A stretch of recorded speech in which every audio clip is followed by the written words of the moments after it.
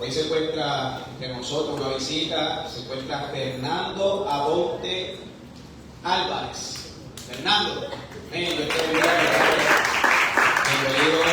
esta tu casa, Rúa Family. Como siempre dice nuestro pastor, Rúa Family, un espíritu en familia.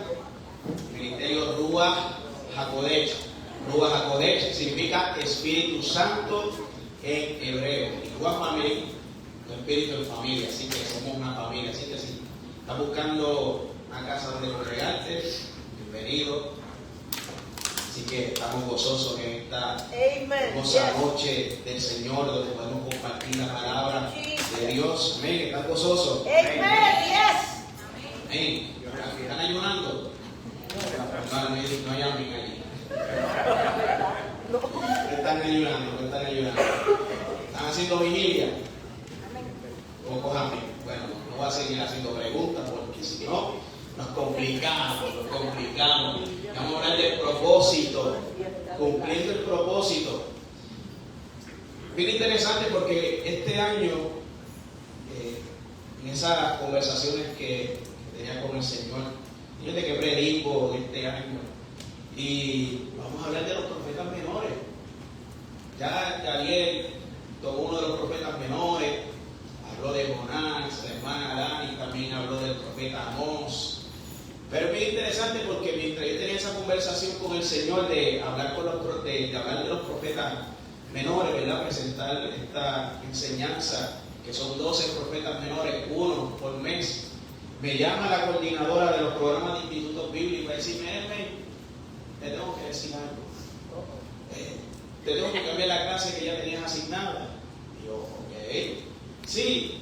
Es para ver si tú te atreves a dar la clase y si lo tienes desarrollado de los profetas menores y vas a poder pelear. Así que parte de lo que vamos a estar desarrollando es parte también de lo que se va a estar llevando, ¿verdad? En ese programa, en la clase, el programa de instituto. Y vamos a estar hablando sobre cumpliendo el propósito y cómo el profeta Joel cumplió ese propósito de Dios en unos tiempos sumamente complicado. Y estos mensajes de estos profetas menores y de todos los profetas y toda la Biblia son sumamente interesantes porque podemos aplicarlo a la vida cotidiana que estamos teniendo en Puerto Rico, en esta sociedad. Así que yo les pido que me acompañen y busquen en sus Biblias profeta Joel, capítulo 2. El profeta Joel se encuentra después de Oseas, de los profetas menores, esos profetas que son complicados de conseguir en la Biblia. Amén. Pero tenga, dice amén. Amén. Que no misericordia. Amén. O sea, capítulo 2. ¿Cuál es un texto que es muy reconocido de este libro del profeta Joel, o Joel? Versículo 12 al 13. Y dice así la palabra del Señor en el nombre del Padre, del Hijo y del Espíritu Santo. Por eso pues, ahora dice Jehová, convertíos a mí con todo vuestro corazón, con ayuno y lloro y lamento. Por eso le da ayuno. No se asusten, hermano, no hay problema, está bien, no se asusten. Pero mira lo que dice el versículo 13. Rasgad vuestro corazón y no vuestros vestidos, y convertíos a Jehová vuestro Dios. Porque misericordioso es y clemente, tardo para la ira, y grande en misericordia, y se duele del castigo. Deberíamos aprender mucho de nuestro Dios, ¿verdad que sí? Él dice que es grande en misericordia, y se duele del castigo, y es tardo para la ira. Amantísimo Dios Padre, te damos gloria, te damos honra, Señor. Que en esta noche seas tú, Señor, hablando a tu pueblo por medio de la historia de este profeta Joel, Señor Dios. Abra nuestros corazones, Señor. Quita todo aquello que a ti no te agrade, Padre de la gloria, y que podamos tener corazones prestos y dispuestos a cumplir, Señor Dios, el propósito tuyo, Señor. Así como hizo cada uno de estos hombres que encontramos en la Sagrada Escritura, Padre. Todo esto te lo pedimos en el nombre de Dios amado Jesús. Amén. Es interesante porque en el caso del profeta Joel, Vemos que cuando Dios desea despertar a su pueblo, cuando Dios desea llamar a su pueblo, no siempre lo va a hacer con palabras suaves. Y a muchos nos gusta que nos llamen o que nos corrijan con palabras suaves. Díganme a mí, maestro al fin, tengo estudiantes de intermedia, de superior, y a los estudiantes les gusta que uno los corrija, miren, apaciblemente. Santo. Pero siguen haciendo desorden. Y cuando uno se pone entonces fuerte, como dicen algunos, empotrado, ahí entonces dice, pero ¿qué está pasando?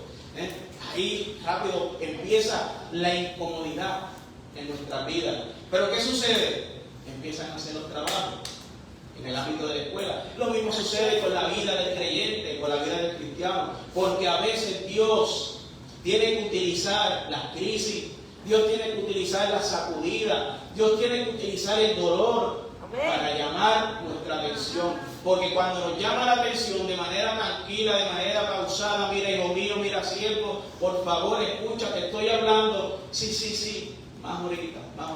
Pero cuando viene la sacudida, ay Dios mío, ¿por qué me aprietas? Aleluya. Y esto es maravilloso de este libro del profeta Joel, porque nos presenta ese escenario de una nación que estaba sacudida, una nación y una tierra que estaba devastada, una nación y un pueblo que estaba completamente confundido, y un Dios que estaba hablando, un Dios que continuaba hablando, un Dios que llamaba la atención a los suyos. Alabado Dios. Que muchas veces por las buenas no hacemos caso, César. Señor. Tienen que apretarnos para poder hacer caso. No me digan que no, fueron ustedes niños también, fuimos jóvenes, ¿verdad que sí? Es verdad. Hijos jóvenes que están por allí, ¿cuántas veces nuestros padres nos tienen que llamar la atención de manera fuerte? Es bien interesante porque Joel no es Joel, es Joel. Porque Joel significa Jehová es Dios. Joel, ¿cómo entra en ese término de explicación del hebreo? Y es uno de los profetas, de estos profetas llamados menores, de los profetas menores. Y no es porque la importancia que dio de su mensaje era menor que los demás, sino por el contenido. Vemos que este libro no es tan extenso, tan solamente 3 capítulos. Solo 3 capítulos, pero 3 capítulos que han repercutido a través de la historia, a través de la iglesia, que sigue siendo eco. Por eso este mensaje, tan solo 3 capítulos, es completamente inmenso. Y es bien interesante porque el profeta Joel profetizó en el reino del sur, de Judá. Hay muchos estudiosos que no se ponen en acuerdo en qué tiempo, en qué periodo fue que el profeta Joel llevó este mensaje. Pero yo me inclino más a que el profeta Joel llevó este mensaje después de la dispersación, es decir, después del exilio babilónico, cuando el pueblo regresa nuevamente a Jerusalén, y ya Esdras, se ha escuchado esa historia de Esdras y Nehemías, que construyen el templo, reedifican los muros, y el pueblo vuelve otra vez a Jerusalén. ¿Por qué? Porque el profeta Joel no habla de reyes, no habla de sacerdotes de gran importancia de aquella época, como los profetas Isaías, como el profeta Ezequiel, otros profetas que sí mencionaron reyes, el profeta Oseas. En el caso del profeta Joel no lo vemos, pero ¿qué podemos encontrar en él? Que había una decadencia espiritual en el pueblo. El pueblo vivía en una gran decadencia espiritual. Este pueblo de Judá, teniendo el templo en pie, teniendo los sacrificios, teniendo ese culto continuo, semana tras semana, sucedía algo. Era un pueblo rutinario. No había aprendido de los errores del pasado. Volvieron a cometer los mismos errores. Volvieron a la misma rutina. Santo. Al mismo lugar. No la voy a cantar.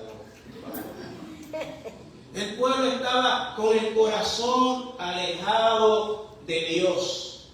Era un pueblo rutinario. Y es allí donde Dios utiliza una plaga de langostas.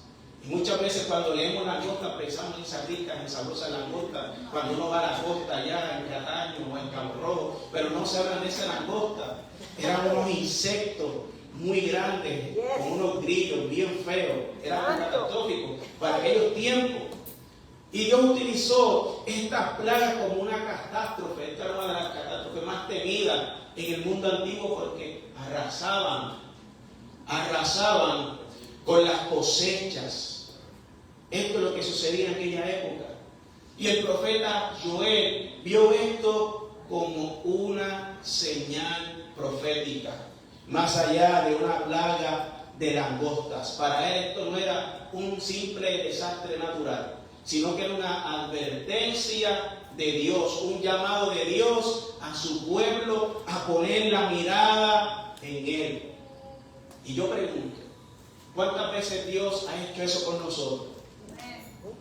Muchas veces. Gracias, Ruth, por su sinceridad.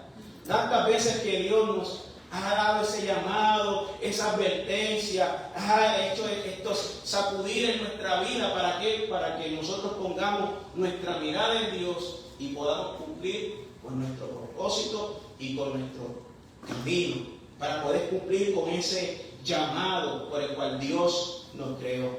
Por eso esta historia del libro del profeta Joel es bien interesante, porque en Joel, aparte de otros profetas, no vamos a encontrar esas historias personales. Aleluya. Que si Joel, hijo de fulano de tal tribu, como en otros profetas. No, aquí va directo al grano. No sabemos mucho de su vida privada, y esto es algo clave. ¿Saben por qué? Porque Joel desaparece para que el mensaje de Dios sea visible. Él no buscaba ningún tipo de protagonismo. Todo lo contrario a lo que puede suceder hoy en día.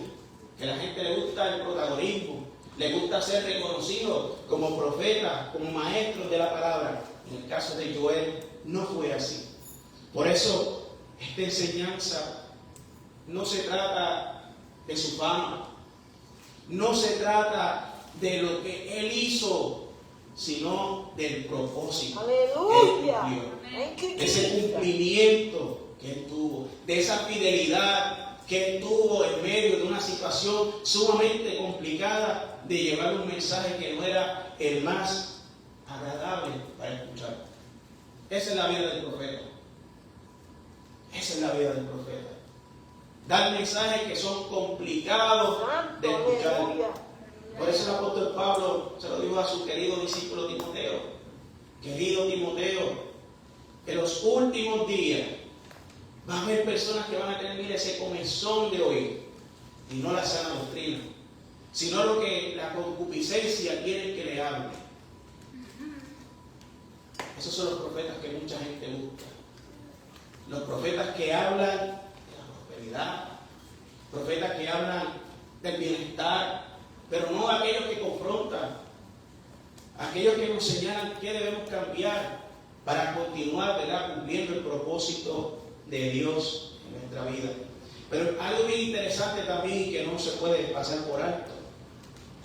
El mensaje de Joel era uno que confrontaba, pero también anunciaba la esperanza.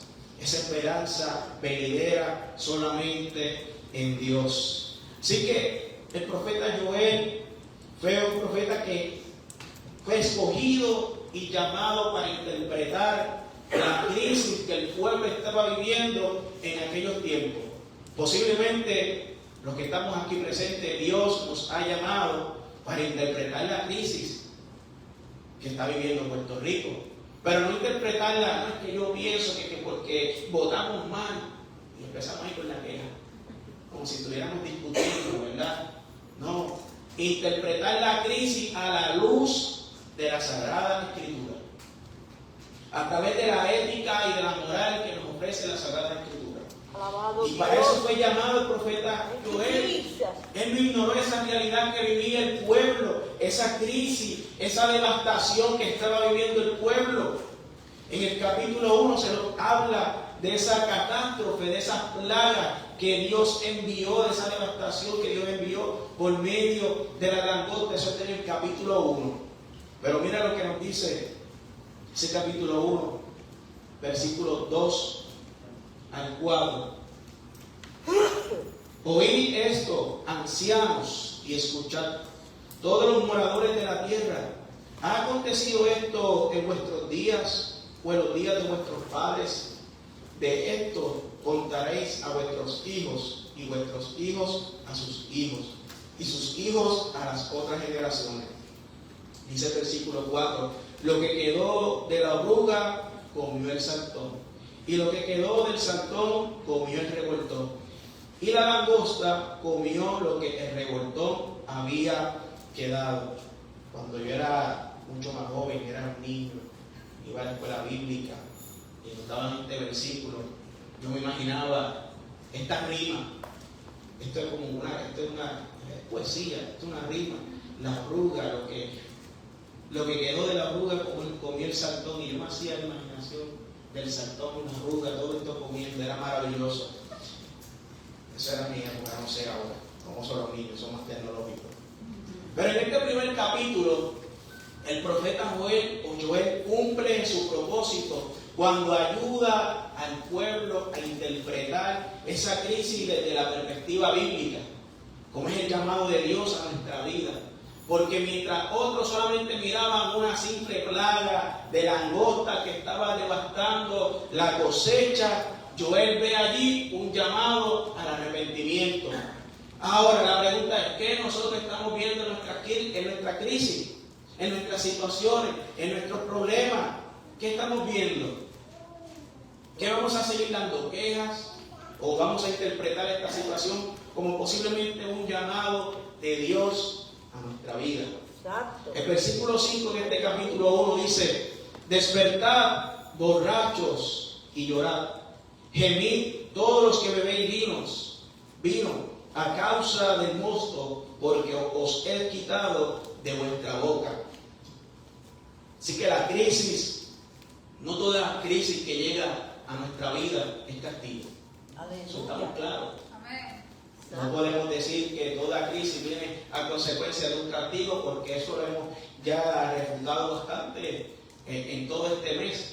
Aquellos que han escuchado o han visto el programa del seminario de la radio con un tal profesor Elmer Rivera y su colaborador Yadir Maldonado, todos los viernes de 6 a 7 a través de Sangre FM, 88.5 área metro, 91.7 área norte y 89.5 área oeste. Porque estamos nosotros, amén.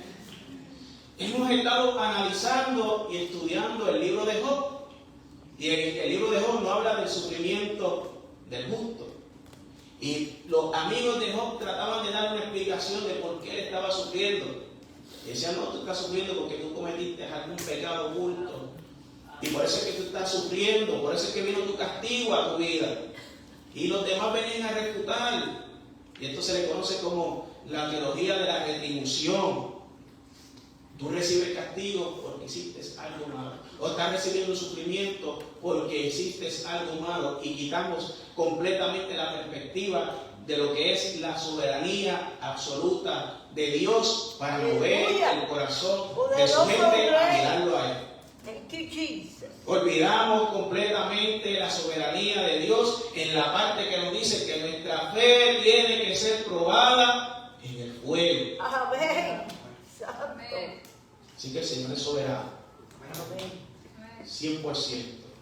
Por lo tanto, no toda crisis viene por algún sufrimiento de castigo, pero por medio de ellas Dios se glorifica y nos llama la atención. ¡Qué maravilloso! En este versículo 5, Joel estaba dando una denuncia. Él denunciaba a los sacerdotes de ese momento que eran indiferentes al pueblo. Joel lanza una acusación y una denuncia a los ancianos, aquellos que tenían que velar por la juventud, por los jóvenes, por mantener la ley, que estaban silenciosos ante la conducta depravada. Y también Joel lanza una denuncia a un pueblo que continuaba en la monotonía de los rituales, pero sin un corazón humillado. Por eso en el versículo 13 de ese capítulo 1 dice, ceñíos y lamentad, sacerdotes, gemid, ministros del altar, venid, dormid en silicio, ministros de mi Dios, porque quitada es de la casa de nuestro Dios la ofrenda y la libación. Santo.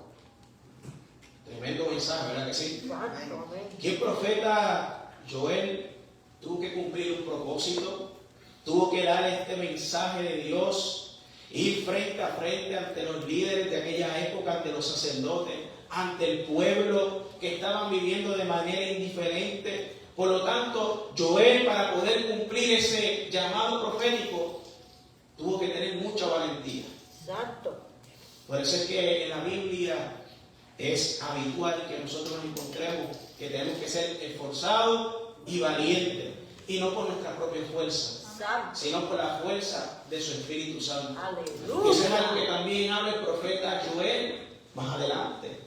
Así que él tuvo que confrontar a ese pueblo con un mensaje que no era para nada popular, Alabado. para nada agradable. Y ese mensaje es que muchos de nosotros hoy en día tenemos que dar. Santo. No es que seamos profetas del juicio o Aleluya. profetas del terror. Es que nuestro mensaje, discúlpenme, llevo el cambio de clima. Mi mamá me dijo, hijo, a miel con limón, esa es la receta de mami, ustedes lo saben. Mi esposa me hizo miel con limón, jengibre, por poco me voy para el cielo de los cabellos. Fuerte que era eso. Un poco quieto la voz, pero gracias a Dios no la perdí. Todavía no me va. Todavía no me voy. Hay un propósito que cumplir. Ya sé. Todavía. Así que hermano, él fue escogido para llevar ese mensaje de confrontación. Igual que nosotros tenemos que llevar un mensaje que es confrontativo, pero también de esperanza. Así que el profeta Joel es tan interesante porque, como mencioné, en tan solo 3 capítulos aborda temas sumamente interesantes. Y uno de ellos es el día de Jehová. Santo. ¿Cuántos han escuchado de ese tema? Amén. El día de Jehová. A todos les gusta ese tema, ¿verdad? Pensamos cuando hablamos del día de Jehová, pensamos en la escatología, uno de mis temas preferidos, la escatología. Hace esa. Hay cositas. ¿Cuánto llevo ahí? Lo que me falta. Capítulo 2, versículo 1 al 2, nos dice el profeta Joel referente a este tema del día de Jehová. Tocar trompeta en Sión y dar alarma en mi santo monte. Tiemblen todos los moradores de la tierra, porque viene el día de Jehová, porque cercano está. Día de tinieblas y de oscuridad, día de nubes y de sombra, como sobre los montes se extiende el alba, así vendrá un pueblo grande y fuerte, semejante a él, no lo hubo jamás, ni después de él lo habrá en años de muchas generaciones. Aleluya. Thank you, Jesus. Uno escucha esto y debería darle temor. Uno no quiere ser parte de ese día. Uno quiere estar delante de la presencia del Señor. Alabado Eso Dios. es otro tema. Próximamente estaremos hablando, si el Señor lo permite.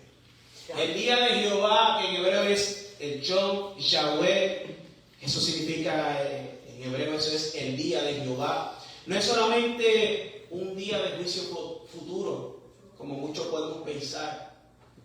Esto es un juicio presente.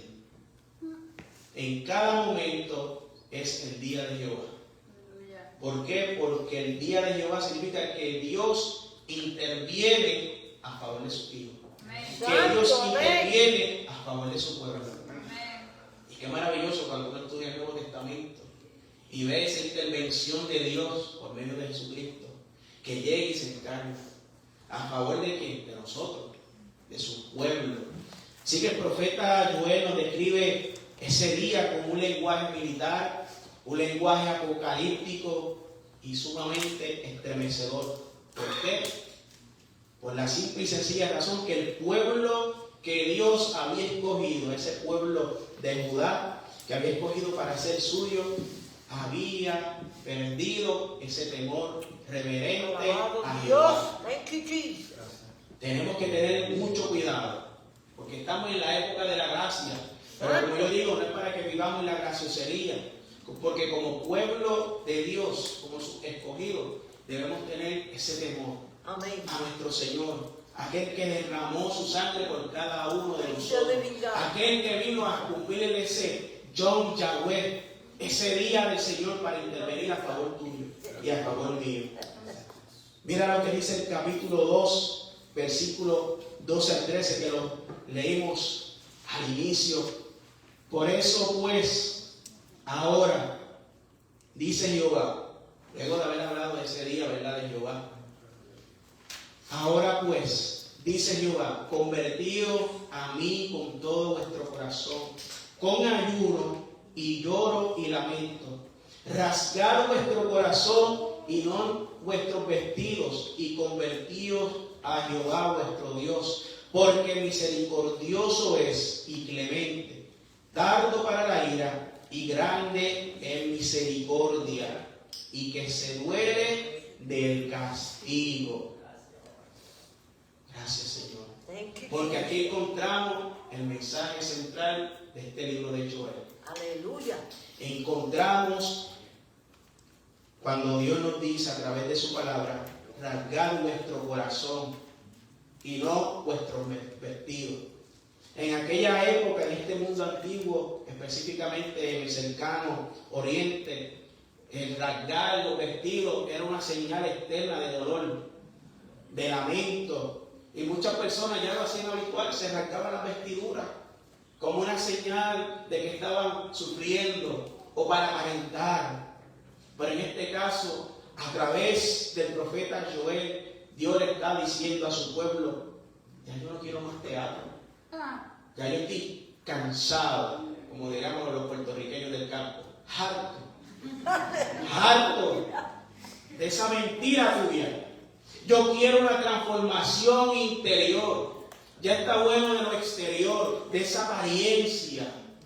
No rasgues tu vestido, rasga tu corazón. Santo. Hermoso es nuestro Dios. Aleluya. Por lo tanto, el profeta Joel cumple su propósito cuando proclama que Dios no busca solamente apariencias externas. Santo. Dios quiere cambios genuinos en nuestro corazón. Aleluya. Alabado Porque Dios. Dios no se impresiona de las apariencias, ni de los rituales vacíos, ni de la alabanza, sino de alabanzas que salen del corazón. Muchas veces pensamos que venir a la iglesia y adorar a Dios es la parte del devocional. Un paréntesis.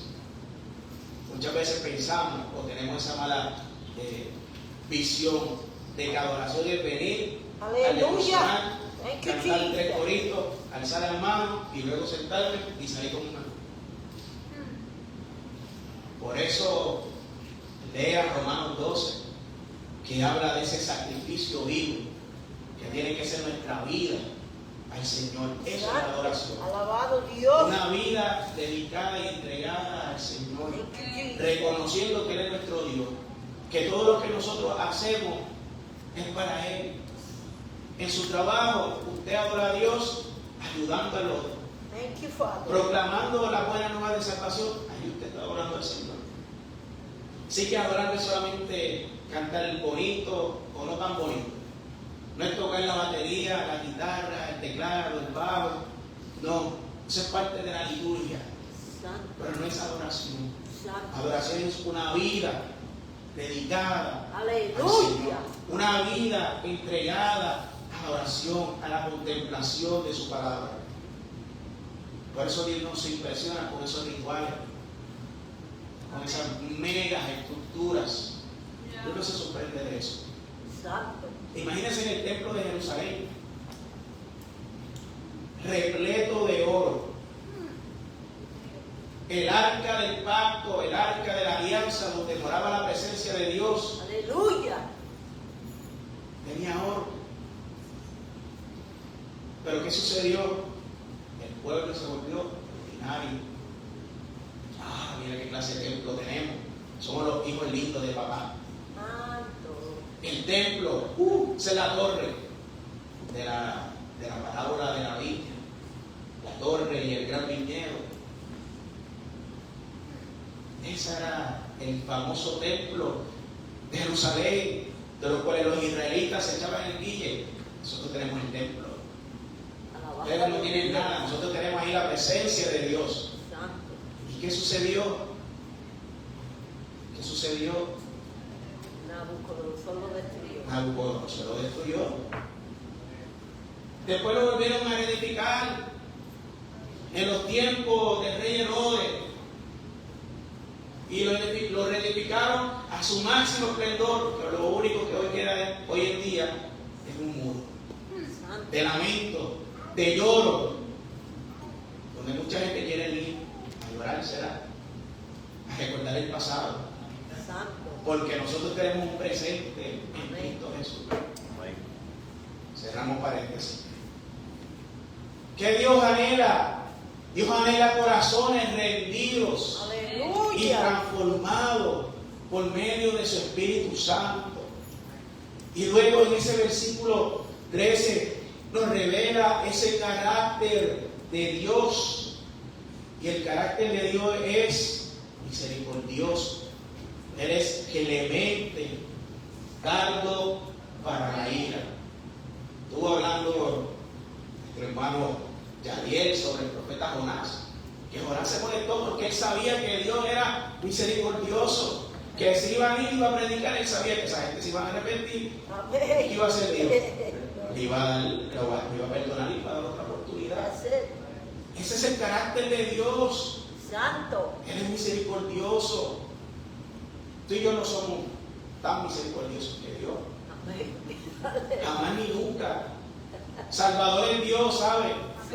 No se eche un yugo encima que no es suyo. Confía en la misericordia de Dios. Confía en su misericordia. Nuestro propósito, llevar el mensaje. ¿Que hay que confrontar? Claro, para ello un mensaje de esperanza también. Porque dentro de esa confrontación está el mensaje de esperanza. Por eso Joel predica un Dios que advierte. Un Dios que advierte, pero que también restaura. Ese mensaje del profeta Joel, un mensaje que restaura. Y nosotros como creyentes en nuestro Señor Jesucristo debemos compartir este mensaje. Un Cristo que salva, un Cristo que viene, un Cristo que liberta y que restaura. Amén. Ese es el mensaje. No ha cambiado. El mensaje sigue siendo el mismo. Poderoso. Lo único que ahora tenemos la gracia de Cristo. Qué hermoso. Así me siento convertir a mí. Alabado Dios. Hay un colega, profesor de la dice, el Guille es mío, pero la gloria es de Dios. Ese yo me siento así como David. Por eso después le podemos explicar. Eso es un café. El que tenga dudas, nos sentamos eventualmente, llegamos más temprano, nos damos un café y explicamos. Amén. En el capítulo 2, versículo 19, Dios confronta, pero también restaura. Mira lo que dice este versículo 19. Responderá Jehová y dirá a este pueblo: he aquí que yo envío pan, mosto y aceite, y seréis saciados de ellos, y nunca más os pondré en oprobio entre las naciones. Estamos viendo que el pueblo está pasando por una catástrofe, de que Dios habla de un día de juicio que iba a llegar, pero también está hablando de su misericordia, de que iba a llegar un tiempo de restauración. En versículo 25 nos dice: y restituiré los años que comió la oruga, el saltón, el revoltón y la langosta, mi gran ejército que envié contra vosotros. Dios soberano, utilizando hasta lo que a la gente no le gusta, los insectos, para cumplir el propósito y su voluntad, para que la gente mire a su alrededor. Pero lo más hermoso de este mensaje de restauración lo encontramos en el versículo 28 al 29 del libro de Joel. El derramamiento del Espíritu. Versículo 28 y 29 nos dice: y después de esto derramaré mi espíritu sobre toda carne, y profetizarán vuestros hijos y vuestras hijas. Vuestros ancianos soñarán sueños, y vuestros jóvenes verán visiones. Y también sobre los siervos y sobre la sierva derramaré mi espíritu en aquellos días. Qué maravilloso. Aleluya. Qué maravilloso que aquí el profeta Joel me está anunciando algo espectacular. La restauración no solamente iba a ser material, la restauración era espiritual, la restauración iba a ser algo futura. Porque dice, derramaré de mi espíritu sobre toda carne. En aquellos tiempos la visión era que, y era así de esa manera, el espíritu venía sobre el profeta y después se iba. Pero aquí ahí Joel está hablando de esa restauración futura, de que Dios iba a derramar su espíritu sobre toda carne. No solamente a un pueblo determinado, sino sobre toda la creación. Sobre ancianos, sobre niños, sobre hijos, sobre hijas. Los jóvenes iban a ver visiones. Los niños y los ancianos iban a soñar. Vuestros hijos iban a profetizar. Este es uno de los mensajes más maravillosos, y que el cual podemos encontrar su cumplimiento en Hechos capítulo 2, que nos habla de ese día de Pentecostés, cuando el apóstol Pedro declara, ¿verdad?, que el profeta Joel estaba hablando de ese tiempo, del tiempo del Espíritu Santo. Por lo tanto, aquí Joel está anticipando y está apuntando a esa obra de Jesucristo y a la era presente que usted y yo estamos viviendo, que es la era del Espíritu Santo, que es el tiempo presente. Amén. No sé, pero para mí es maravilloso, porque para el Antiguo Testamento el Espíritu estaba reservado para los profetas, Santo. para los reyes que se comportaban como el rey David. Pero en este tiempo, que usted y yo podamos ser portadores, Alabado. no que venga, Thank you, que somos Jesus. portadores, que somos sellados por su Espíritu Santo. Eso es maravilloso.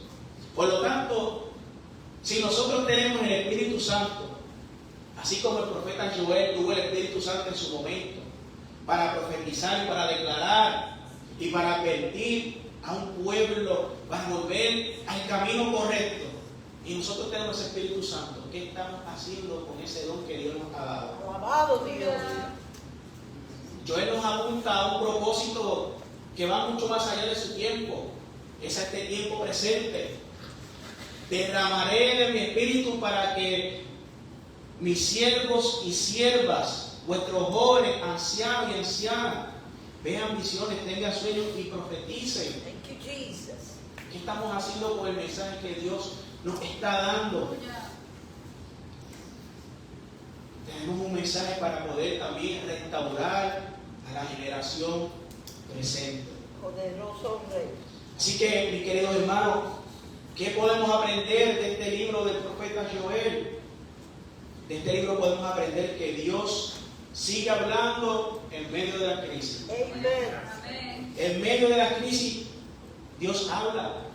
En medio de las enfermedades, Dios habla. En medio de la guerra, Dios habla. En medio de la decadencia moral que estamos viviendo, Dios habla. En medio de una generación donde hay pérdida de identidad, que hay personas que se creen pájaros, que se creen gatos, que se creen perros, Dios sigue hablando, y tú como iglesia, ¿qué vas a hacer? Aleluya. ¿Qué vamos a hacer, César? Aleluya. Vamos a hacer ya de ¿qué vamos a hacer, iglesia? ¿Qué vamos a hacer? Joel no tuvo excusa para dirigir y llevar la palabra de Dios. Y nosotros tenemos el Espíritu Santo, iglesia. No podemos tener excusa. Amén. Sí, Señor. Fuimos creados a imagen y semejanza de Dios. Aleluya. Por lo tanto, es tiempo de entender que la crisis social o la crisis de identidad que vive este mundo Dios también interviene. Amen. Y que así como Joel tuvo el Espíritu Santo, usted y yo también lo tenemos. ¿Para qué? Para dar libertad Amén. a aquellos que están contigo. Amén. Sencillo, ¿verdad? Qué bonito. ¿Qué podemos aprender de este libro del profeta Joel? Que la iglesia necesita profetas con un corazón pastoral. Amén. Profetas con un corazón pastoral. Porque Joel no solamente confrontaba, él dio un mensaje, ustedes ven, de consuelo y de restauración. Y como mencioné al principio, no estamos llamados a ser profetas del terror. Hoy en día hay muchos de eso en las redes sociales.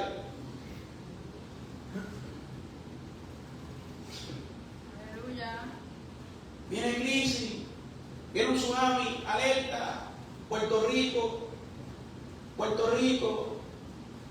viene un tsunami que va a formar toda la isla, si no se arrepiente. Esos son los mensajes que a la gente le fascina en las redes sociales, en los YouTube, lo que monetizan. Santo. Aleluya. Las calamidades, los terremotos, los juicios. A la gente le gusta el juicio, a la gente le gusta la venganza. Por eso es que Dios dice, mía es la venganza, no es tuya. Aleluya. A la gente le gusta el juicio, le gusta la justicia. Por eso es que esos mensajes proféticos a la gente le gusta.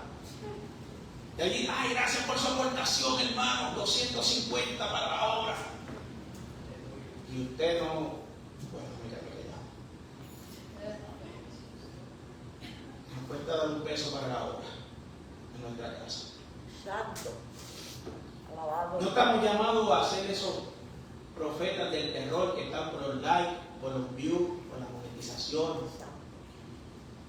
Porque nosotros estamos llamados a llevar un mensaje que confronta, pero no podemos olvidar que dentro de este mensaje hay restauración para la vida que está en necesidad, para los que están sedientos. Porque también va de la mano la justicia de Dios en nuestro mensaje. El libro de Joel, mis queridos hermanos, nos enseña que el arrepentimiento sigue siendo el camino a la restauración. Thank you, Jesus. Y que mientras no haya un arrepentimiento genuino, no podemos hablar de avivamiento. Alabado Dios. Sepan darnos atrás. Las redes sociales, un gran avivamiento de la universidad de Asbury. Yo dije una vez aquí que por los frutos los vamos a conocer. Amén. Querían cortar clases, querían irse a la capilla y no tomar clases. De así. Esto lo dice Elmer Rivera, su carácter como ministro de la palabra. Un avivamiento verdadero requiere un corazón arrepentido, Amén. Gloria a quebrantado. Dios. ¿Qué nos enseña el profeta Joel? Que hoy nosotros vivimos en la era del Espíritu Santo prometido. Amén. Y que el Espíritu Santo no nos fue dado para el entretenimiento espiritual. No. Sino para dar testimonio, para santidad y cumplir el propósito de Dios. Para dar fruto. Usted es como el árbol. Usted ha visto esos árboles de flamboyán, bien bonitos. Hojas. Una ceiba, tremendas raíces, bien grandes. Maravilloso, ¿verdad que sí? Sus hojas espectaculares, pero no nos dan fruto. Solo ocupan un espacio. Y para colmo no lo pueden tumbar porque es un delito. Alabado Dios. No dan fruto. Y así hay muchos cristianos que se dan guilla de su hoja frondosa, pero no dan fruto. Santo. Por lo tanto, ese Espíritu Santo que fue prometido en Joel, que ha sido derramado sobre la iglesia, es para que demos fruto y podamos cumplir con el propósito que Dios nos ha dado a cada uno de nosotros. El capítulo 3, para ir finalizando, mis queridos hermanos, versículo 16 nos dice: y Jehová rugirá desde Sion y dará su voz desde Jerusalén, y temblarán los cielos y la tierra, pero Jehová será la esperanza de su pueblo y la fortaleza de sus hijos. Alabado Dios. Así que hermanos, para ir finalizando, Joel nos enseña que cumplir el propósito de Dios no depende de cuán conocidos seamos. Ya vemos, en el caso del profeta Joel, no se habla mucho de su pasado, ni de dónde fue enterrado, ni cómo murió. No tenemos nada de esa información. Un profeta desconocido para su época. Pero mira qué maravilloso lo que el Señor Jesús nos dice. En Mateo 25:23 nos dice a nosotros, a la iglesia, si sobre poco has sido fiel, sobre mucho te pondré. Así que no sabemos cómo él murió, no sabemos dónde fue sepultado, pero sabemos que este mensaje que fue inspirado por el Espíritu Santo, que hoy en día tú y yo tenemos, sigue presente. Amén. Sigue presente para impactar a esta generación, para seguir impactando al pueblo de Dios, a la iglesia. Porque hoy Dios sigue diciendo, convertíos a mí con todo tu corazón. Que rasgue tu corazón y no tu vestidura. Así que Dios, el mismo Dios que juzga el pecado, como lo vimos aquí en el profeta Joel, es el mismo Dios que restaura a aquel que está arrepentido. Amen. Y muchas veces, como iglesia, olvidamos esto, que nosotros también estuvimos o estamos en esa condición de pecadores arrepentidos. Y es bien, este es algo Thank you, increíble, pero es cierto. Oh, glory to Muchas God. veces los creyentes señalamos, señalamos, porque si me excluyo tendría que irme para el cielo, yo todavía no. Aleluya. Señalamos a los que están en el mundo pecando, olvidando que nosotros estuvimos así. Sí, Señor. Y muchas veces vemos la otra ironía de la vida, los que están allá en el mundo pecando, criticando a los que están acá, que somos pecadores redimidos por la gracia de Dios. Amén. Aleluya. Estamos con el mismo juzgador.